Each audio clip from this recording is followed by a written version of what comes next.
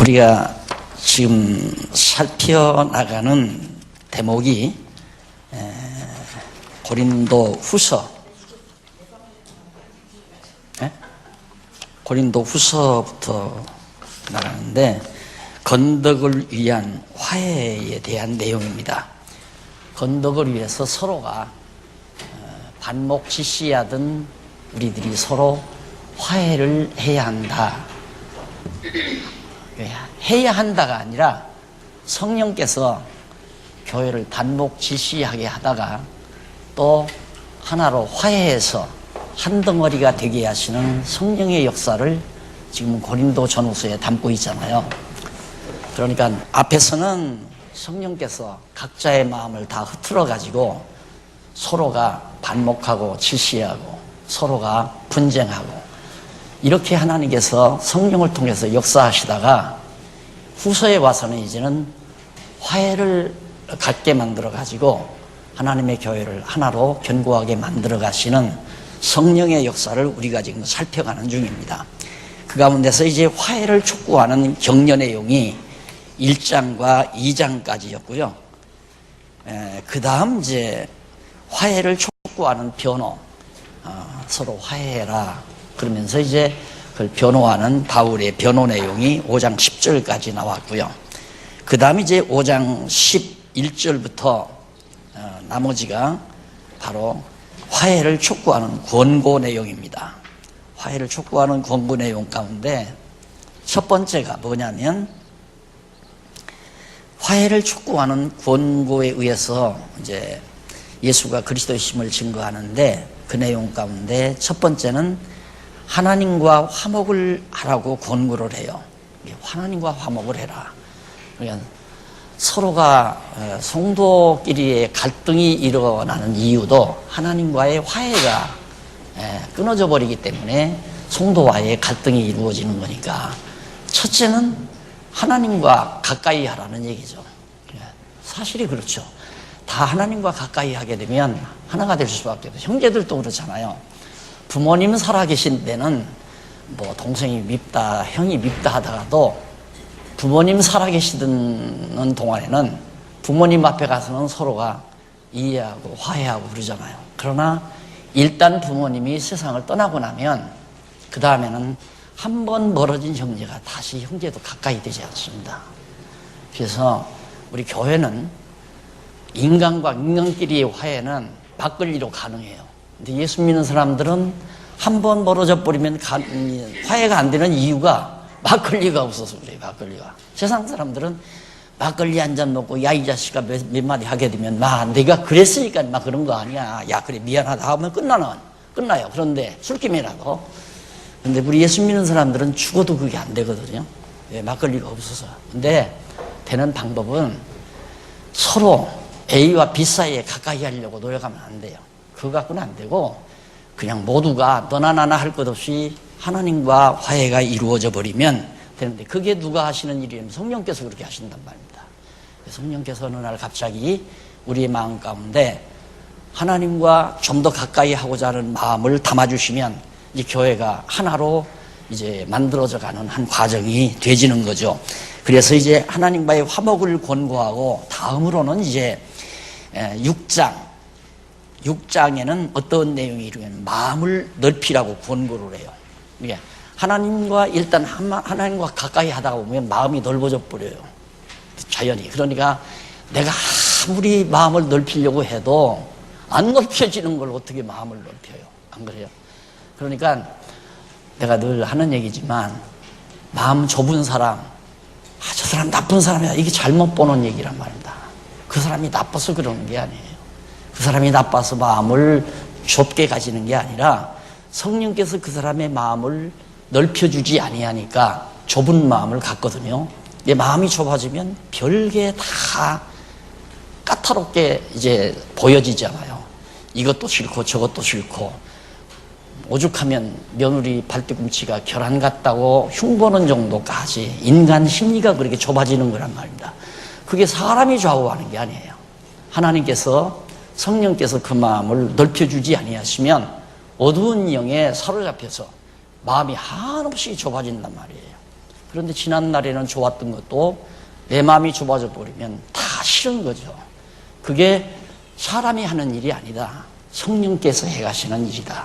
여기도 바울이 넓은 마음을 가지라는 것도 우리들더러 우리의 의지력으로 넓은 마음을 가지라는 것이 아니라 교회를 하나로 견고하게 만들어가기 위해서 성도들의 마음을 다 너그럽게 해 주신다는 사실을 지금 바울을 통해서 우리에게 전하는 내용이거든요. 그리고 오늘 세 번째가 뭐냐면 7장에 나오는 거죠. 고린도전서 7장, 고린도후서 7장 1절로부터 이제 마지막 절까지가 마음으로 영접하라고 권고해요.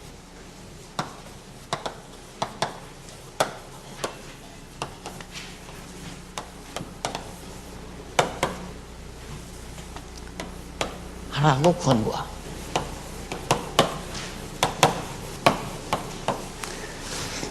그러니까 이건 넓히라. 넓힐 것을. 그 다음에 여기는 하나님과 화목. 이게 얼마나 하나님과 화목. 1번은 하나님과 화목. 두 번째는 마음을 넓힐 거. 마음을. 이렇게 성경이 너무너무 논리적으로, 체계적으로 그렇게 되어 있단 말입니다. 이게 성령께서 해가시는 일이에요. 그러니까 하나님께서 성령을 통하여 우리의 마음을 하나님께로 끌어들여요. 그러면 하나님과 화목이 될 거 아니에요.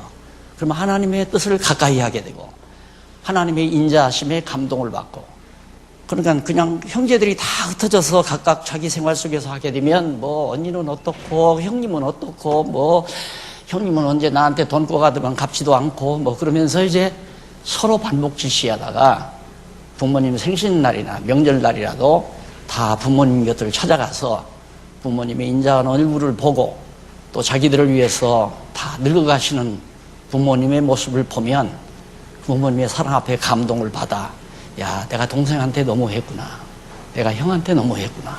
그래서 마음이 넓어지잖아요.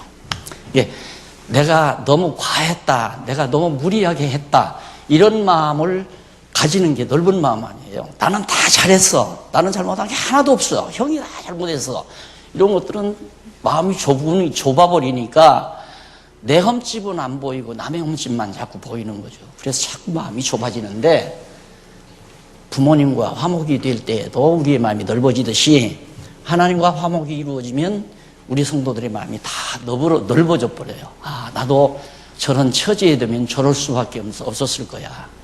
그래서 이해가 가고 또 사려 있게 생각해 줄 수도 있고, 그래서 기다릴 수도 있고 참아줄 수도 있고 견뎌낼 수도 있고, 그런 넓은 마음을 갖도록 성령께서 역사하셔서 마음으로 우선 뭐 당장 초대해서 식사를 하고 뭐 차를 마시고 어디 같이 여행을 가고, 물론 그 행동도 좋아요. 좋지만 마음으로, 그래, 나도 그런 처지 같으면 그럴 수 있을 거야, 나도 그랬을 거야, 나도 사람이니까, 이렇게 해서 마음으로 성도들을 하나하나 영접하기 시작하면 교회가 하나가 되어져 가는 것이다. 이것이 이제 7장에 나오는 내용이거든요.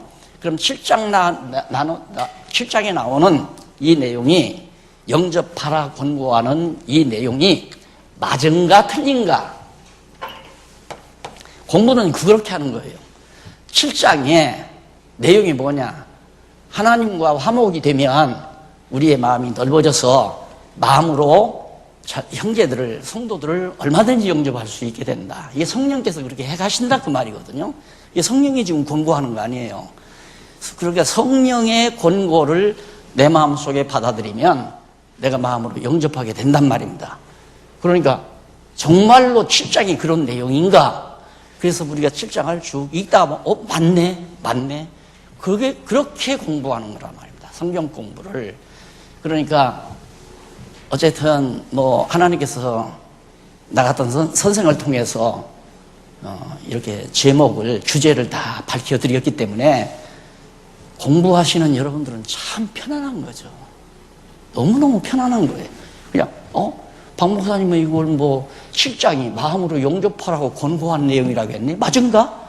그래서 성경장 읽기만 해도, 거의 읽기만 해도, 읽다가 보면 이제 번역이 잘못된 거라든가 단어를 잘못 이해할 수 있는 거라든가 그런 것들을 친절하게 제가 다 기록을 해드렸기 때문에 읽기만 해도 아, 맞구나. 정말 성령이 교회를 흩트기도 하고 성령께서 교회를 하나 되기도 한다. 사람이 뭐 하나 되기도 한다고 가서 이 사람 붙들고 뭐 달래고 이 사람을 권면하고 또 오면 저 사람이 삐지고 저 사람한테 하면 저 사람이 삐지고 절대 사람 방법으로 안 돼요. 절대. 그러니까 세속적인 우정관계라면 누가 친구가 야, 이 사람들아, 우리가 몇 년 친구야. 그러면서 이리 와. 한잔하세요. 데리고 가서 소주를 먹든가 막걸리를 먹든가 한번 곤죽을 만들어서 나 손잡고 화해해. 그러고 나면 끝나잖아. 그러니까 세속적인 거니까. 그러나 우리 교회는 영적인 거예요. 신령한 문제란 말입니다. 그러니까 사람의 노력으로는 절대 불가능하다. 누구가? 성령께서. 이게 교회 흩트는 것도 성령이 하시고 모으는 것도 성령이 하신단 말입니다. 이스라엘 백성들 다 흩으시고 모으시고 그러잖아요. 그러니까 교회가 좀 시끄럽더라도 하나님께서 지금 흩으시는구나. 그래야 하나님 살아계신 거 알 거 아니에요. 조용하게 또 모아지면 하나님께서 또 교회를 또 하나로 이렇게 모아주시네. 우리 다 경험했잖아요. 90년대 얼마나 교회가 많았어요. 크게는 세 갈래로 다 흩어져가지고 나가버리고 다른 데로 패거리 져서 나가고 다른 사람들은 다 나가서 다 뿔뿔이 흩어져 버리고 겨우 50-60명 남아가지고 재기했잖아요. 그거 다 성령께서 하신 일이거든요. 그러니까 그런 걸 왜 하시나? 네 맘대로, 목사 네 맘대로 교회 세워지지 않는다. 장로 네 맘대로 세워지지 않는다. 교회 흩트는 것도 내 뜻이고 모으는 것도 하나님 성령께서 해 가신다. 그걸 지금 우리에게 깨닫게 하려는 거란 말입니다. 그럼 7장 한번 간단간단 정리해 보십시다. 1절로 4절 보면 9페이지에 나오죠. 8509페이지에 7장 1절로 4절 자신을 깨끗하게 할 것과 마음으로 영접할 것을 권고하는 내용입니다. 우선은 자기를 깨끗하게 해라. 그리고 마음으로 누구를? 미운 사람을 마음으로 영접해라. 이 말이에요. 미운 사람을. 그러니까 이제 그걸 예감할 수 있어요. 정말 뭐 막 험담하고 욕하고 그러면 미워지면 오래 가겠구나. 이거 오래 가겠구나. 내 마음에 정말 미움이 와 닿으면 이거 오래 가겠다. 몇 년 가겠다. 하지만 미워지지 아니하면 올해는 안 가겠구나. 그 예감할 수 있죠. 그런 것들. 여러분 마음 가운데 우리 성도들 마음 가운데 어느 성도가 미운 마음이 있다면 약간 오래 가요. 미운 마음은 없지만은 아직 마음으로 영접할 환경은 못 돼 있다. 영접한다고 하는 것은 나 혼자 영접이 안 되잖아요. 다가와야 영접이 되는 거지. 내 집으로 와야 내가 영접하는 거지. 내 집으로 오지 않았는데 아무리 내가 영접하고 싶어도 영접 못하는 거 아닙니까? 그렇게 이것은 상대적이죠. 영접한다는 건. 마음으로 영접하라는 말은 다가가는 사람도 또 다가가는 사람을 맞아들일 사람도 성령이 똑같이 역사해야 되는데 거기 한번 7장 1절에 보면 그런 사랑하는 자들아 이 약속을 가진 우리가 하나님을 두려워하는 가운데서 거룩함을 온전히 이루어 육과 영의 온갖 더러운 것에서 자신을 깨끗하게 하자. 우선 화목을 하기 이전에 화해를 하고 남을 영접하기 이전에 그렇게 내 집에 손님을 친구를 영접할 때는 집부터 깨끗하게 하고 자기 몸도 정결하게 하고 그래서 친구를 맞을 준비를 다 하잖아요. 음식도 깨끗하게 마련해 놓고 그러듯이 우리가 형제를 영접하려고 하는 것도 나는 잘못이 없나 나는 허점이 없었나 그래서 자신을 반성하고 자신을 우선 정결케 하는 게 매우 중요하다. 그것도 성령이 그런 마음을 우리에게 허락해 주셔야 돼요. 그 다음 2절에 보면 2절에 보면 이렇게 나와요. 마음으로 우리를 영접하라 그 말이에요. 바울은 지금 성도들에게 다가가기를 간절히 바라고 있는 거예요. 막 바울을 욕하고 비난하고 바울 나쁜 놈이라고 그러고 돈만 하는 사람이다. 거기가 돈 많이 있으니까 그 교회 같이 우리 교회는 안 왔다. 지금 그것 때문에 지금 오해가 난 거 아니에요. 바울이 돈만 밝혀가지고 돈 많은 교회로 찾아가고 온다는 날 고린도로 안 왔다 이거예요. 그러니까 아주 치졸한 것 때문에 지금 교회가 난리가 난 거예요. 근데 바울은 전혀 그게 아니거든요. 하나님은 그렇게 고린도 가고 싶어서도 하나님께서는 잠시 길을 막아서 그런 여건 때문에 못 갔다고 변호도 다 했잖아요. 그런데 바울이 이제 바로 그거죠. 마음으로 우리를 영접하라. 우선 내가 지금 너희들 고린도로 가지는 않았지만 바울 자기를 좀 영접해달라. 내가 변호를 다 했으니까. 그러면서 우리가 아무에게도 불의를 하지 않고 아무에게도 해롭게 하지 않고 아무에게도 속여 빼앗은 일이 없도다. 그래 돈 갖고 자꾸 그러니까 돈 문제로 그러니까 돈 욕심이 많으니 뭐 착복을 했느니 뭐 돈 많은 교회만 하느니 이래가지고 바울을 갖다 오해하고 그러니까 바울이 나 그런 일 없다. 누구 건 내가 착복한 일도 없고 뺏은 일도 없고 아무에게도 해롭게 한 일도 없고 제발 좀 나를 좀 마음으로 용접해다오. 지금 사정을 하는 겁니다. 내가 정죄하려고 이 말을 내가 지금 당신들을 정죄하려고 이 말을 하는 것이 아니라 이전에 말하였거니와 너희도 우리 마음에 있어 함께 죽고 함께 살고자 함이라. 함께 죽고 함께 살고 싶다. 그 마음 때문에 그러는 거지 내가 이 말하는 건 당신들 정죄하고 싶어 그런 게 아니다.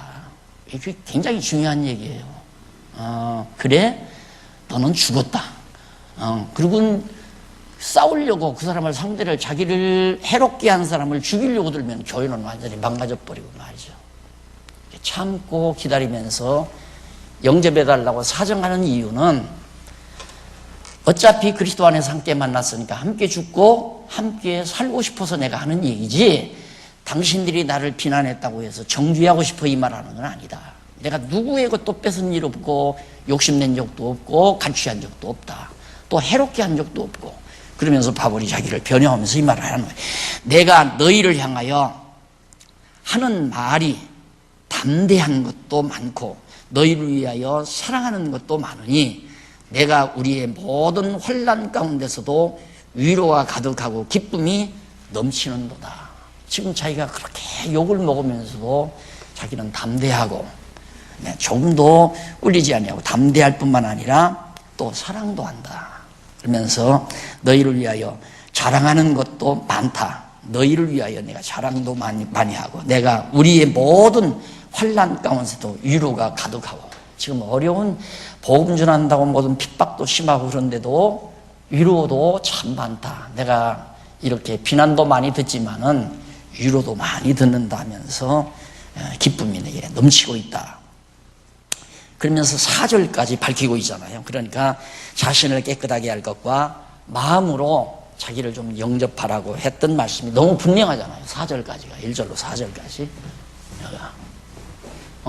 영접 권고하라고 하는 게 이제 1절로 4절까지 그 다음 5절로부터 그 이하 넘어가서 5절로부터 10절까지가 환난 중에도 기쁘게 한 것과 뜻대로 근심한 것을 칭찬함.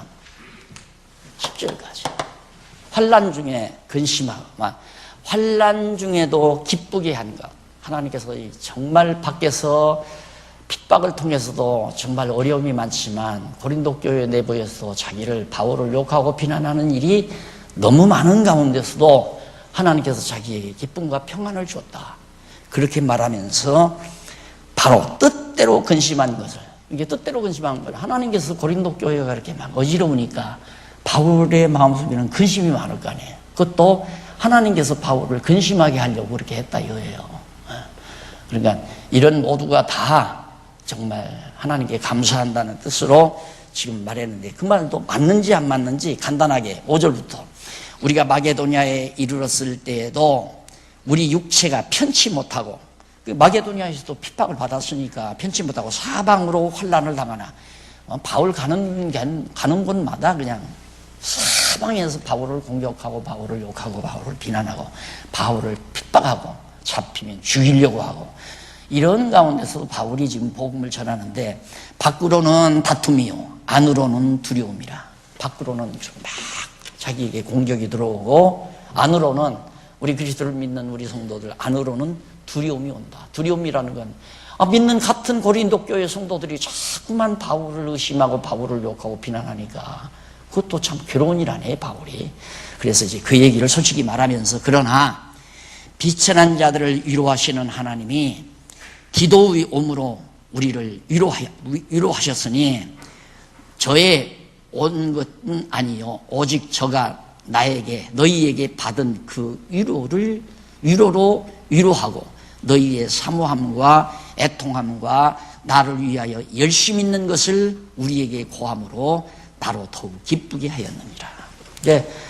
디도가 이제 고린도 교회에서 온 거예요. 모든 고린도 교회 상황을 알고 오는데 그냥 온 게 아니라 그래도 밖에 나가서 복음을 증거하는 바울을 위해서 연보를 한 거죠. 선교 연보를 해가지고 그거 가지고 와서 정말 바울을 욕하고 비난하는 사람만 있는 게 아니라 바울의 복음 전도에 합력하는 성도들이 있다는 사실을 디도가 와서 전부 이렇게 보고하니까 그게 자기에게는 큰 위로가 됐다. 지금 그런 이야기를 바울이 하고 있는 겁니다. 그러면서 그게 다 성령께서 그렇게 움직여 가시는 거죠. 욕하는 자도 있는가 하면 칭찬하는 자도 있고, 반대하는 자가 있는가 하면 합력하는 자도 있고, 다 인간 사회가 그러는 거 아니에요. 그걸 누가 그렇게 하시는가? 하나님께서 그렇게 하시는 거다 이 말. 그런데 하나님께서는 이제 마음으로 영접하게 하려고 이제 하나하나 모아 가시는데 그것이 바로 성령의 역사였다. 이제 그런 얘기입니다. 그 다음에 이제 보면 그러므로 8절. 그러므로 내가 편지로 너희를 근심하게 한 것을 후회하였으니, 편지를 써서 고린도 전서를 써가지고 막 보냈잖아요. 얼마나 책망해. 채찍을 들고 가랴 막 교회에서 다 추방에 뿌려라 막 이러면서 막 아주 바울이 막 그렇게 아주 그냥 격렬한 편지를 쓴 게 내가 너무 잘못했다. 내가 조금만 더 참았을 걸, 이런 생각을 바울이 했다는 얘기죠. 근심하게 한 것을 후회하였으나 지금은 후회하지 아니할 것은 그 편지가 너희로 잠시만 근심하게 한 줄을 알미라. 바울이 그렇게 강렬하게 편지를 쓴 것을 보고 성도들이 우리가 너무했구나 하고 잠시만 근심하게 했지, 장기적으로는 그 편지가 너희들에게 보약이 됐을 거다, 도움이 됐을 거다, 이런 얘기예요. 그래 근심하지 않는다. 그래서 내가 지금은 기뻐함으로 너희도 근심하게 한 까닭이 아니요, 너희를 근심하게 했기 때문에 내가 기뻐하는 것이 아니라 도리어 너희가 근심함으로 회개함에 이른 까닭이라. 바울이 강렬하게 말한 그 편지, 고린도전서의 편지를 듣고 고린도 교회 성도들이 많이 이제 돌아온단 말입니다. 우리가 너무했구나, 이거 우리가 인간적이었다, 이러면서 이제 하나하나 돌아오기 시작하니까 바울이 그것을 지금 말하면서 근심하게 함으로 회개함에 이르게 했기 때문에 내가 기뻐하는 것이다. 그러면서 너희 가운데 하나님의 뜻대로, 까닭이 너희가 하나님의 뜻대로 근심하게 된 것은 우리에게서와 아무 해도 받지 않게 하려 함이라. 근심하는 것도 하나님의 뜻대로 근심하는 거예요. 그러니까 바울이 고린도전서를 막 강렬하게 써서 성도들로 하여금 이건 내가 괴롭다 하고 근심하고 염려하게 한 거, 그것도 다 하나님께서 그렇게 하셨는데, 그렇게 한 이유는 아무도 우리에게서 아무 해도 받지 않게 하려고. 그러니까 사도 바울이나 지도자들을 통해서 책망을 듣거나 견책을 당하거나 이런 일이 없게 하려고 하나님께서 그렇게 하신 것이다. 그러면서 하나하나 타일러가는 모습이 여기에 나오고 있는 겁니다. 그러면서 하나님의 뜻대로 하는 근심은 고린도 교회 성도들이 잠시지만 바울의 강렬한 편지를 듣고 뜻대로 근심했을 거다 이 말이야.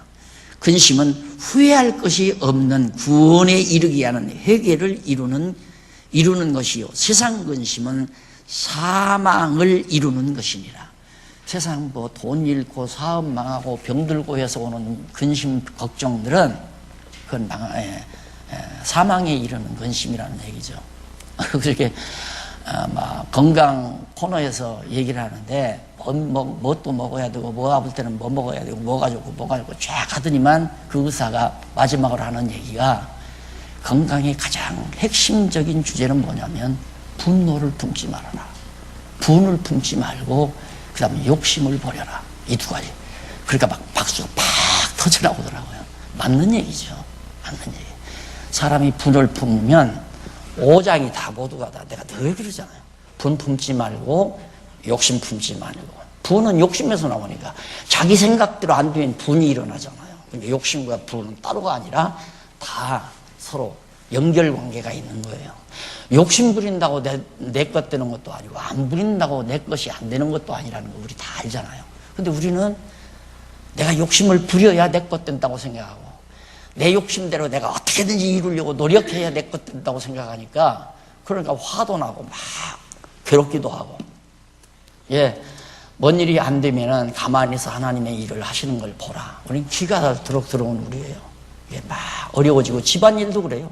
막 어려워지고 막 복잡해지고 그러면 거기서 자꾸 발버둥 치면 안 돼요. 그냥 조용히 엎드려서 기도하고 말씀 상고하고 하나님 뜻을 바라보면서 하나님이 어떻게 하시는가 하고 바라보는 그것이 경건 생활이거든요. 경건한 삶. 그래서 그렇게 살아가야. 근데 막 분을 품고 화를 품고 막 욕심대로 하려고 막 발악을 하고 그러면 아무리 좋은 걸 먹어도 필요 없어요. 천하 없이 좋은 보약을 먹어도 필요가 없다고 그러잖아요.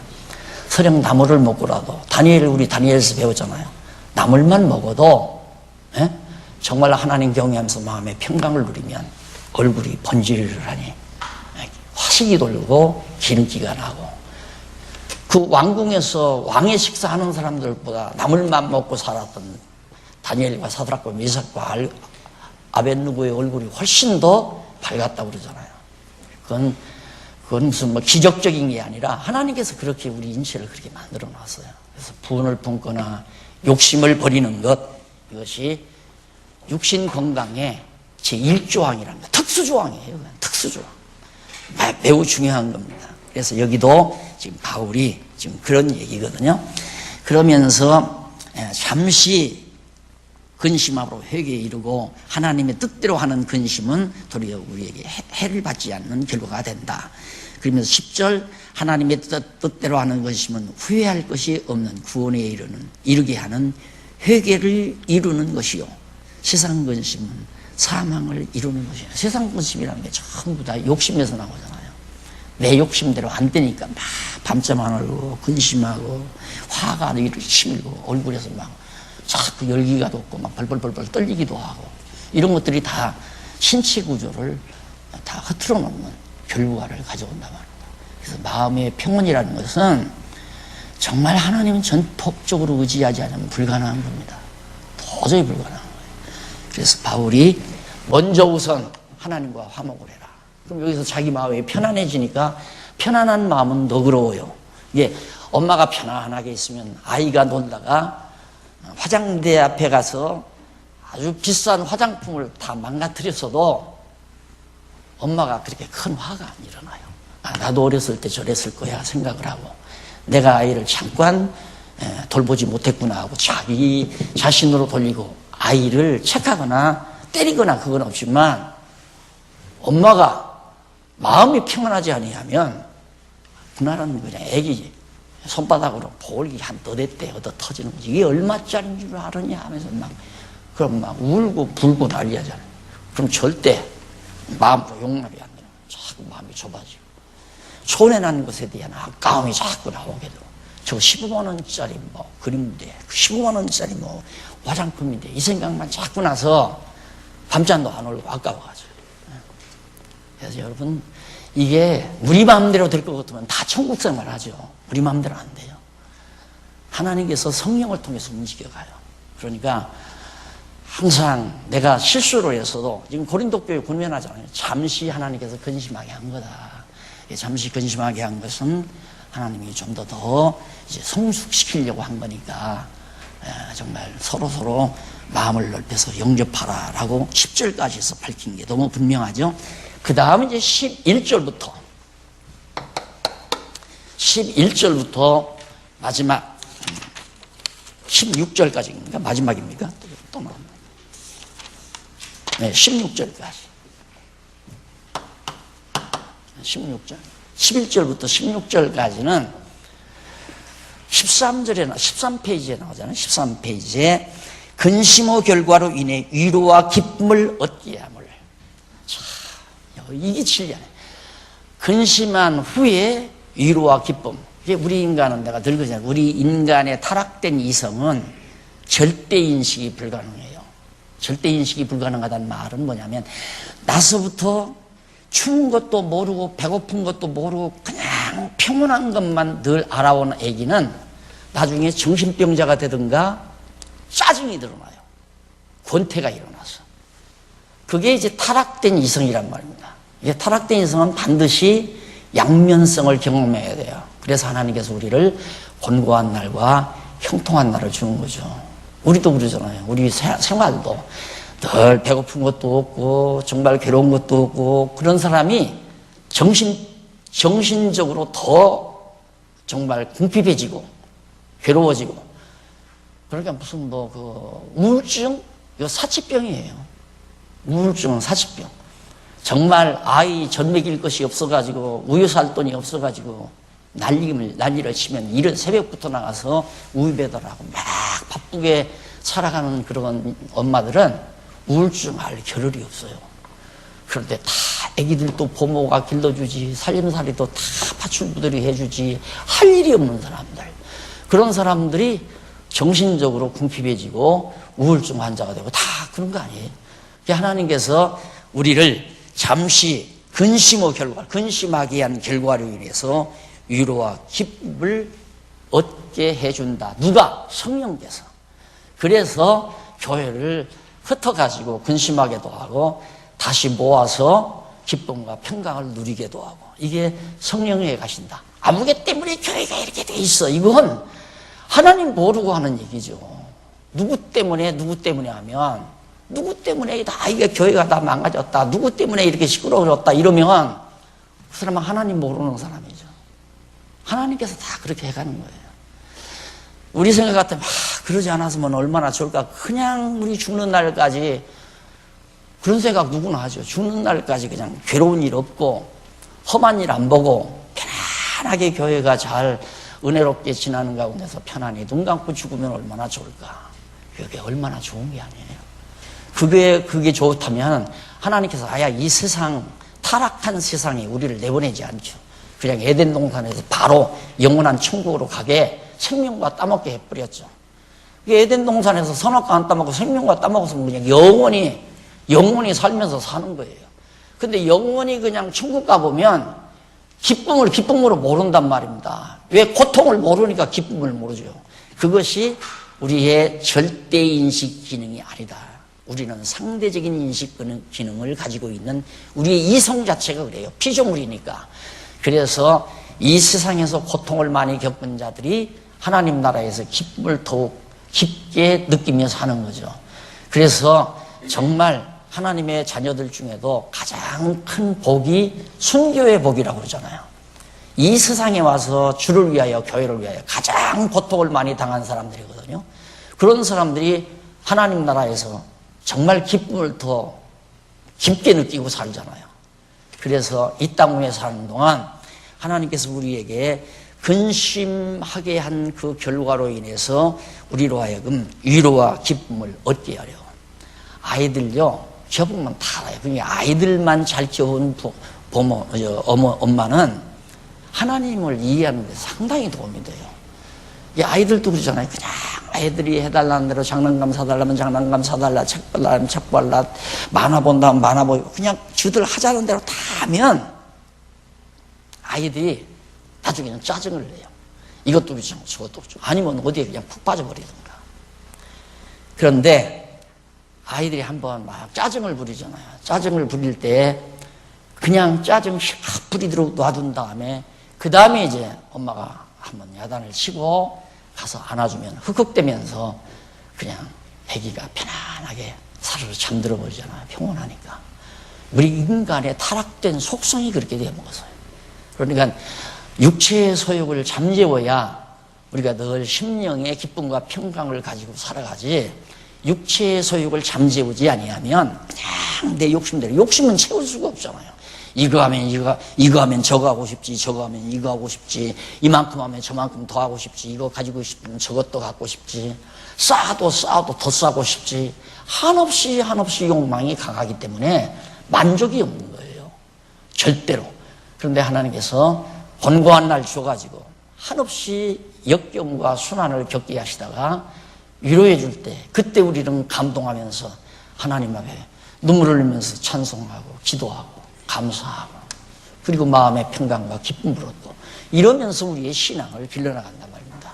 그래서 정말 하나님께서 이처럼 성령으로 우리 모든 고린도 교회 성도들의 마음으로 서로 간목질시하던 것 서로 영접하게 해서 위로를 받게 하고 기쁨이 충만케 하는 역사를 하나님이 해가신다. 11절 조금만 읽어보시고, 보라 하나님의 뜻대로 하게 한 근심, 11절 나오죠. 근심이 너희로 얼마나 간절하게 하며 얼마나 변명하게 하며 얼마나 분하게 하며 얼마나 두렵게 하며 얼마나 사모하게 하며 얼마나 열심히 있게 하며 얼마나 벌하게 하였는가.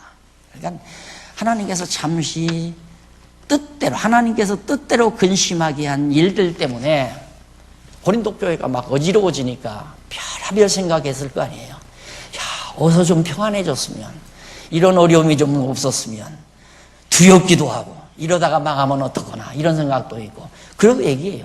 얼마나 여러분들이 그랬느냐. 그런데 너희가 저 일에 대하여 1절 너희 자신의 깨끗함을 나타내었느니라. 그러니까 고린도 교회 성도들이 이제 그렇게 근심하던 일들을 하나하나 정리를 하고 깨끗함으로 이제 나타나게 되어진다. 그런즉 내가 너희에게 쓴 것은 그 불의 행한 자를 위한 것도 아니요, 그 불의 당한 자를 위한 것도 아니요, 오직 우리를 위한 너희 간절함이 하나님 앞에서 너희에게 나타내려 함이로라. 이게 그 어려운 일이 있을 때 이렇게 됐으면 좋겠다, 정말 평안했으면 좋겠다, 서로 화목했으면 좋겠다, 이런 사모하는 마음을 하나님이 우리에게 주어서 그렇게 되도록 함으로 하나님께서 우리에게 한없는 위로와 평강을 주려고 그렇게 한 것이다. 그런 얘기예요. 이로 인하여 우리가 13절 인하여 우리가 위로를 받았고 우리의 받은 위로 위에 기도의 기쁨으로 우리가 더욱 많이 기뻐함은 그의 마음이 너희 무리를 인하여 안심함을 얻었음이니라. 디도가 와서 선배님 바울 사도에게 보고하기를, 너무 근심 안 해도 될 것 같습니다. 지금 성도들의 마음이 하나하나 지금 자리 잡고 있습니다. 잘 될 겁니다. 그러면서 이제 정말 선교비까지 가지고 와서 그렇게 성도들이 이렇게 마음을 모아서 준 겁니다. 바울이 얼마나 마음이 편안했겠어요. 지금 그 얘기를 남겨놓는 거거든요. 그러니까 바울이 쫓아가서 그렇게 만든 것도 아니고 성령께서 그렇게 막 근심하게 하다가 이제 성도들의 마음을 하나하나 가다듬어서 화목하게 해가지고 위로를 받고 기쁨을 얻고 평안하게 만들어가는 그 과정을 지금 바울이 설명하고 있는 겁니다. 그래서 거기 보면 우리가 너희를 15절 15절이에요. 14절부터 보십시다. 내가 그에게 너희를 위하여 자랑한 것이 있더라도 자랑한 것이 있더라도 부끄럽지 아니하니 우리가 너희에게 이른 말이 다 참된 것 같이 기도 앞에서 우리의 자랑한 것도 참되게 되었느니라. 근데 바울이 고린도 교회 성도들에게 아니다, 나 이렇고 이렇다 변명한 거, 나 거짓말한 거 없다, 나 속인 것도 없고, 그리고 누구 찬탄한 것도 없고 탐낸 것도 없고 누구 해롭게 한 일도 없고, 이런 말들이 내 자랑이 아니라 거의 다 사실인 것을 여러분들에게 솔직하게 다시 한번 말한다. 그러면서 저가 너희 모든 사람들이 두려워하고 그 다음 떨므로 자기를 영접하여 순종한 것을 생각하고 너희를 향하여 그의 심정이 더욱 깊었으니 내가 너희를 인하여 범사에 담대한 거로 기뻐하노라. 그러니까 디도가 와서 좋은 보고를 많이 해요. 어느 분도 이렇게 지금 마음을 정리해 가고 있고 이제 고린도 교회가 하나하나 자리 잡아가고 있습니다. 한없이 바울이 기쁘고 즐겁다. 그것이 이제 마지막 7장 마지막 절까지 했어. 그러니까 마음으로 영접하라고 권고하는 말 맞잖아요. 예? 이게 성령께서 저 말씀을 통해서 우리의 마음을 움직여가지고 미워하게도 하고 사랑하게도 하고 정죄하게도 하고 용서하게도 하고 이게 성령이 하시는 일이지 사람 자신이 하는 일이 아니다. 여러분 절대 사람이 한다고 생각하면 안 돼요. 모든 일을 하나님이 섭리해 가신다고 그렇게 생각을 하고 하나님 앞에서 해결책을 늘 강구하며 하나님 너무 괴로워요. 너무 근심이 많아요. 하나님 좀 더 우리의 마음에 평안을 주세요. 하고 하나님께 구하는 자세가 가장 올바른 자태다 하는 얘기입니다. 그 다음 이어서 8장 넘어가 보면 건덕을 위한 협력, 8장에서 13장까지 이건 이제 제목이 좀 달라지죠. 큰 4번입니다. 가로 없는 4번.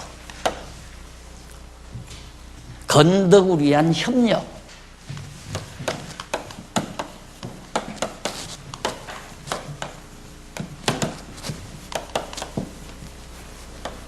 이게 이제 8장부터 13장까지.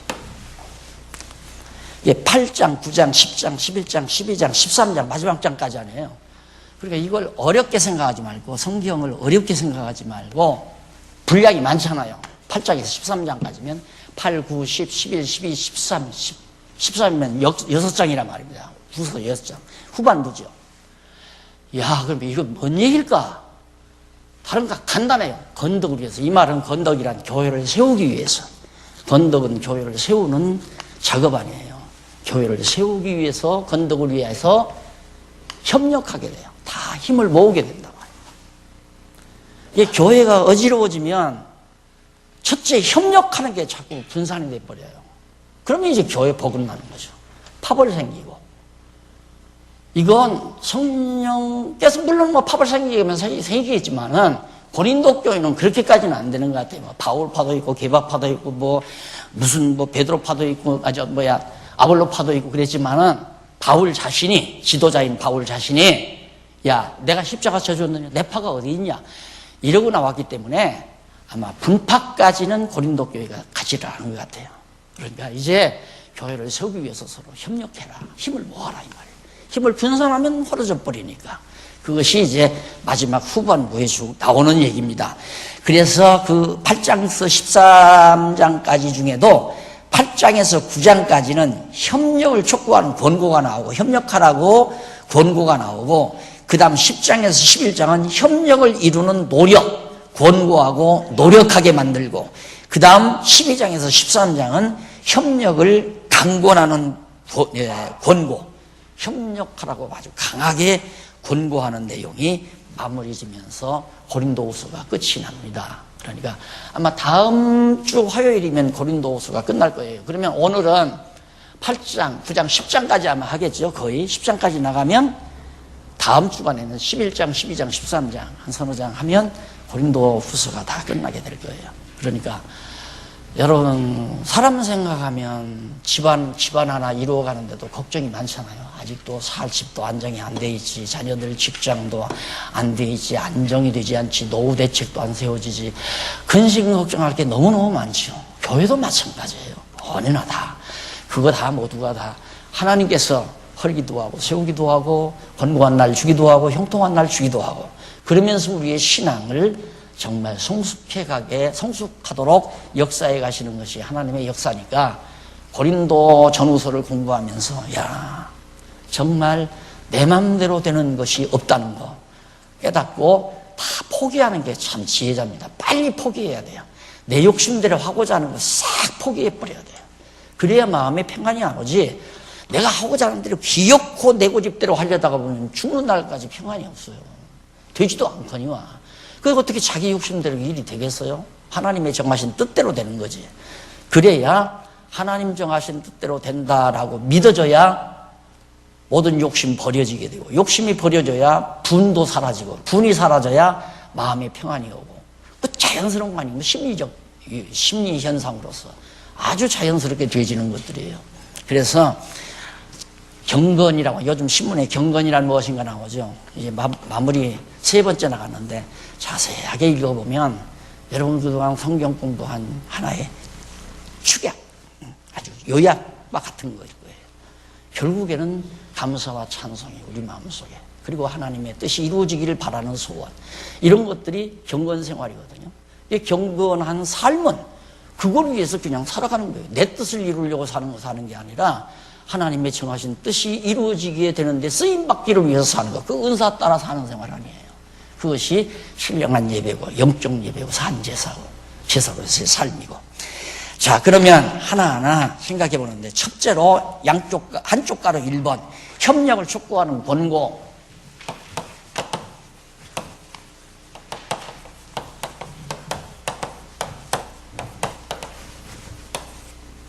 하는 권고.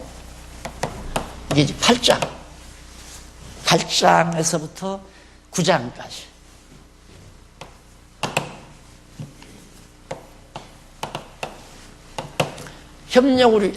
권덕을 위해서 협력하도록 성령께서 역사해 가는데, 8장에서 9장은 협력을 성령께서 촉구하면서 협력하라고 권고하는 내용이에요.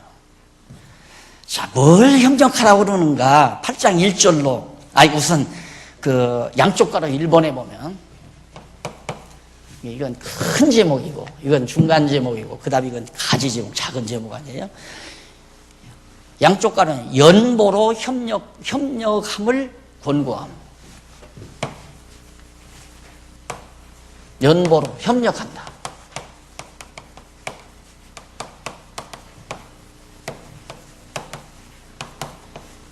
8장 1절로부터 15장 15절 아니 1절로부터 15절인가요? 이렇게 쓰나? 네. 협력 중에 가장 힘든 게 영보생활 아니에요. 돈. 예, 몸으로 협력하는 것도 물론 참 힘든 일이지만은, 협력이라는 것은 내 욕심을 이루려는 게 아니고 건덕을 위해서, 교회를 세우기 위해서 협력하는 거예요. 누구 성공시키기 위해서 협력하는 게 아니에요. 누구 출세시키기 위해서 협력하는 게 아니라 주님의 몸 된 교회를 세우기 위해서 협력하는 거란 말입니다. 근데 고린도교회처럼 막 반복지시가 일어나 어지러워지면 제일 첫째 나타나는 거예요. 연보가 줄어들어 버려요. 연보를 안 내요. 이 교회가 시끄러워지면 재정적인 어려움이 바로 뒤따라오게 되죠. 그래서 바울도 아무리 그렇지만은 교회를 세우기 위해서, 다시 말해서 건덕을 위해서, 교회를 세우기 위해서 협력을 하는데 연보를 해라. 연보를 그렇게 안 하면 어떡하냐, 지금 이 얘기거든요. 8장 1절 한번 보실래요? 1절로 8절까지는 마게도니아 교회들처럼 고린도 교회도 연보할 것을 권고합니다. 19페이지에 나오죠. 마게도니아 교회들, 마게도니아는 이게 터키고, 마게도니아 이제 이렇게 해서 이제 아가야 지방이고 이렇게 해서 나오잖아요. 여기가 마게도니아, 이 여기에 있는 교회들은 연보를 잘한다. 그들처럼 너희 고린도 교회도 연보를 해라. 교회 세우기 위해서 연보해라. 연보 안 하면 교회가 안 되죠. 연보 안 하면 선교를 할 수 있습니까? 안 그러면 어려운 사람 구제를 할 수 있습니까? 복음을 전하는데 여러 가지 경비를 쓸 수 있습니까? 안 되는 거죠. 우리가 지금 사치스럽게 이렇게 건물을 잘 짓고 그냥 한 달에 몇백만 원씩 다 경비 들여가면서 전기 쓰고 수도 쓰고 다 이런 거 돈 다 있어야 되는데 연보 안 하면 이거 못 하잖아요. 그런 얘기를 지금 고린도 교회를 향해서 지금 바울이 하기 때문에 연보하라. 근데 이게 이렇게 줄거리를 딱 보고 연보 얘기가 나와야, 아하, 이 교회를 세우기 위해서 그러구나. 근데 지금은 복 받으려면 연보해라 이거야. 하나님 앞에 연보 안 하면 복 못 받는다. 그렇게 단순, 여기만 딱 읽으니까, 다시 말해서 8장 1절로 15절까지만 딱 그 안에 몇 구절 읽으면 연보해라. 연보 안 하면 복못 받는다. 이게 이제 그동안 가르쳐 온 거란 말입니다. 연보해서 복 받는 게 아니고, 우리가 건덕을 위해서, 하나님께서 교회를 세우려면 성도들의 마음에 연보할 마음을 줘요. 그러니까 여러분들, 우리 교회도 사실 이제 체제개혁 이후에 연보가 부쩍 늘어버렸잖아요. 연보가 부쩍 늘어버리고 허튼 돈 우리가 다 쓰는 거다. 이게 차단이 되고 그러다 보니까 정말 상상 외로 이제 교회가 튼튼해지고 견고해져 가고 앞으로도 그렇게 될 거예요. 지금은 잠시 우리가 근심이 많지만 다 성령께서 해가시는 일인데 너무 근심 안 해도 우리가 근심한다고 되는 건 아니잖아요. 하나님께서 해가시는 거니까. 그래서 8장 1절 거기 보면 형제들아 하나님께서 마게도냐 교회들에게 주신 은혜를 우리가 너희에게 알게 하는 그 은혜라는 연보할 수 있는 은혜예요. 그 연보할 수 있다는 것도 큰 은혜입니다. 마음이 그만큼 내가 후해졌다는 얘기거든요. 돌아볼 생각을 하고 교회를 세울 마음을 가지고 교회 세워가는 것이 건덕을 세워가는 것이 지금 하나님의 일인데 하나님의 일에 쓰임받고자 하는 마음을 성령이 주시는 거 아니에요. 그래서 내가 그랬죠. 그런 믿음이 없이 과시를 한다거나 안 그러면 복 받으려고 한다거나 그러면 안 하는 게 낫다. 안 하는 게. 차라리 그 돈 갖다가 노후 적금 들어놓으면 연세 들어서 여행이라도 부담 없이 경제적인 부담 없이 다닐 수 있다. 내가 솔직하게 다 가르쳐 드렸잖아요. 그런데 성령께서 우리 마음에 건덕을 위해서 교회를 세워가기 위해서 내가 한 푼이라도 덜 쓰고 내가 생활비를 절약하고 내가 시장바구니를 좀 줄이는 한이 있더라도 하나님의 교회를 견고하게 세워가고 복음을 전하고 또 선교를 하고 어려운 자들을 돌보고 어린 성도들을 양육하고 이렇게 하고 싶은 마음이 마음속에 일어난다는 건 그 은혜란 말입니다. 그게 하나님의 은혜. 그래서 그런 은혜를 마게도냐 교회 성도들은 가지고 있는데 환난의 많은 시련 가운데서 저희 넘치는 기쁨과 극한 가난이 저희로 풍성한 연보를 넘치도록 하게 하였느니라. 그러니까 돈 있고 없고가 아니에요. 하나님이 가난한 자에게도 너그러운 마음 주면 풍성한 연보를 하게 돼 있고 하나님이 그런 마음을 안 주면 인색한 마음 줘서 절대 연보할 마음을 주지 아니하고 그 연보해서도 연보한 것에 대한 대가를 기대하는 것도 있고 내가 이렇게 연보했으니까 내가 이만큼 주장을 해야 되고 이렇게 권리를 내가 누려야 되고 이런 생각은 참 어리석은 생각이죠. 내가 하나님 앞에 많은 연보를 하고 살 수 있다는 것은 큰 은혜예요. 돈이 많아서 많은 연보하는 게 아니거든요. 그만큼 많은 연보를 하고 싶은 마음을 주니까 연보하는 거죠. 자, 그 다음에 계속해서 내가 증거하노니 3절 내가 증거하노니 저희가 힘대로 할 뿐 아니라 힘에 지나도록 자원하여 이 은혜와 성도 섬기는 일에 참여함에 대하여 우리에게 간절히 구하니 우리의 바라던 것뿐 아니라 저희가 먼저 자신을 주께 드리고 또 하나님 뜻을 쫓아 우리에게 주었노라. 그러니까 바울에게 선교비도 보내주고 또 교회 가난한 성도들도 돌보고 어떻게 그렇게 너그럽게 하나님께서 너희들에게 연보하게 했는지 그러면서 이제 그걸 칭찬하면서 바울이 얘기해 주는 겁니다. 이러므로 우리가 디도를 권하여 바울과 그 일행들이 디도를 권하여 너희 가운데서 시작하였은즉 이 은혜를 그대로 성취하게 하라 하였노라. 그래서 디도를 통해서 이제 그렇게 연보를 하도록 해가지고 마게도니아 교회에서는 많이 했어요. 그러니까 고린도 교회 너희도 많이 하는데 정말 놀랍다. 우리에게 선교비도 보내주고 또 교회 가운데 가난한 성도들을 구제하기도 하고 정말 놀랍다는 사실을 바울이 말하면서 지금 그 일을 더욱 열심히 하라고 촉구하는 내용이 지금 나오잖아요.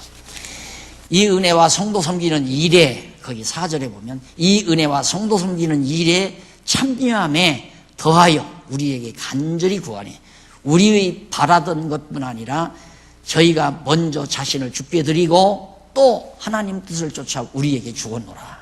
하나님의 뜻을 따라서 선교비를 우리에게 보내주었노라 그 말이거든요. 그러니까 성도 섬기는 일, 이게 이제 내가 늘 그러잖아요. 장로, 권사가 뭐냐, 어린 성도 섬기는 일이에요. 돌보고 섬기는 일. 그런데 이게 역사 과정에서 장로, 권사가 하나의 교회 권력기구가 됐다니까. 권력을 가진 직책이. 그래서 성경에도 없지만 제가 지금 가장 쓰기 싫은 게 목사라는 말이에요. 네, 목사라는 말 나는 쓰기 싫어요. 어차피 근데 지금까지 있었던 분들은 그냥 쓰지만은 앞으로는 더 이상 목사가 생각되지 않았으면 하는 게 제 바람이고. 네. 성경에 없는 명칭을 해서 가장 최고의 권력자로 그렇게 교회가 만들어 놓고, 장로도 권력자로 만들었고, 권사도 권력자로 만들어서 권사 장로 마음대로 교회가 막 좌우되기를 바라고, 이것 자체가 아니란 말입니다. 섬기는 일이란 말이에요. 어린 성도들을 섬기는 일. 가정도 그러잖아요. 자녀들을 낳지 않았을 때는 부부 자기들 좋아서 자기들 기쁘게 사는 거예요. 그냥 돈 여유 있으면 어디다 그냥 여행도 다니고, 돈 여유 있으면 어디다 별장도 사놓고, 돈 여유 있으면 자기들 즐기기 위해 살고. 그러나 자녀들 낳아보세요. 자녀들 낳아보면 남편이나 남자, 아내나 엄마나 아내가 다 모두가 다 자식 기르는데 원정력이 다 들어가잖아요. 이게 교회도 마찬가지란 말입니다. 우리가 교회에서 성숙한 성도라고 한다면 어린 성도를 기르는데 우리의 관심이 다 집중돼야 된다 이거예요. 전부가 다. 그래서 제가 은퇴하고 나서 신입부를 맡아서 좀 해보려다가 보니까 또 일이 이렇게 바빠져서 신입부를 못하는데, 그 어떻게 했으면 내가 신입부 새로 오신 성도들을 좀 돌보나 이런 생각을 요즘은 좀 많이 해봅니다. 과거에 조금 몇 주간 했는데, 몇 달 했는데, 다시 이제 작년부 어른들 약속을 했기 때문에 제가 해서 이 약속이 빨리 좀 끝났으면, 약속 기간이 끝났으면 하는 바람이 있죠. 제일 급한 게 좀 어린 성도들, 새로 등록하시는 분이 다만 몇몇이라도 있는데 좀 돌보고 싶은 마음이 있고, 이게 다 장로님들이 해야 될 일이고 권사님들이 해야 될 일이거든요. 근데 이게 빨리 좀 바뀌어져야 교회가 교회대로 되어져 가는데, 몇백 년 동안 이게 하나의 권력기관, 당회가, 노회가, 총회가 권력기관이 되다 보니까 이 정치기구는 똑같이 돼버렸어요. 그래서 교회에서도 정치가 그대로 이루어나가고, 그래서 막 그냥 정치적으로 활동하고, 정치적인 인물이 도리어 세력을 잡고, 이래서 참 슬픈 일이 많지만은, 지금 현대 교회도 슬픈 일이 많지만은 그것도 다 하나님께서 허락하실 때 허락하고 세워가실 때 세워가기 위한 하나님의 섭리죠. 자, 그 다음 이제 거기 6절에 보면 이러므로 우리가 디도를 권하여 너희 가운데서 시작하였은즉 이 은혜를 크게 성취케 하라 하였노라. 그러니까 너희 고린도 교회에서도 디도를 권해서 디도를 보내가지고 너희들에게 이 연보에 동참하도록 하라고. 오직 너희는 믿음과 말과 지식과 모든 간절함에 우리를 사랑하는 이 모든 일에 풍성한 것 같이 이 은혜에도 풍성하게 할지니라. 결국 어려운 성도들을 돕는 일과 선교하는 일, 바울이 복음을 전하러 다니는데 많은 경비가 나잖아요. 선교비죠. 쉽게 말하면 전도비, 선교비.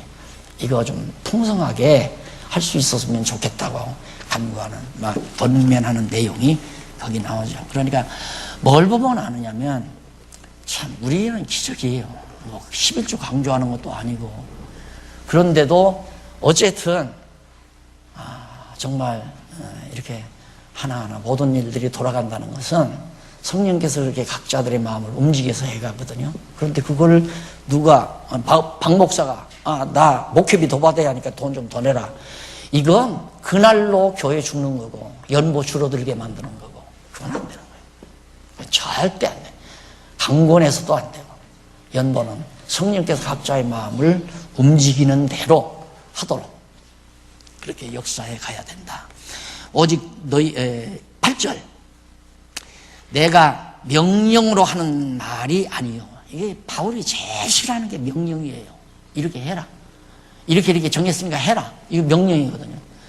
자기는 명령으로 지금 하는 말이 아니다. 아니요, 오직 다른 이들의 간절함을 가지고 너희의 사랑의 진실함을 증명하고자 함이라. 그러니까 마게도니아 교회 성도들이 열정적으로 선교회에 지금 동참을 했는데 너희도 거기에 동참하기를 간절히 바라는 마음으로 하는 거지, 이렇게 이들처럼 이들 그렇게 해라 하고 절대 명령하는 건 아니다. 교회 일은 명령으로 되면 안 돼요. 자원해서 해야지. 각자 마음속에 성령께서 역사하시는 대로 자원하는 마음으로 해야지. 이게 사람 명령 들으면 종이에요, 노예예요. 성령께서 마음이 움직이는 대로 감동해서 받으면 그건 하나님의 종이고 자유함이고, 그건 자유함이고. 그 다음 이제 넘어가서 2번, 두 번째 나오죠? 두 번째 나오는데 거기 보면 형제를 천거하며 권고함.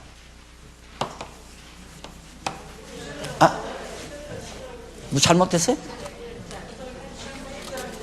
한 절 더 했나요? 8절, 죄송합니다. 8장 9절로 15절. 9절로, 아닌데. 9절로 15절 보면 거기는 연보의 원리와 목적 및 목적 달성 방법, 연보의 원리가 뭐며 무슨 목적으로 하며 그 목적을 달성하는 방법이 뭔지를 가르쳐주는 내용이 바로 9절로 15절입니다. 차 한 잔 드시고 여기서부터 두 번째 시간 하도록 하고 20분에 들어오시기 바랍니다. 20분.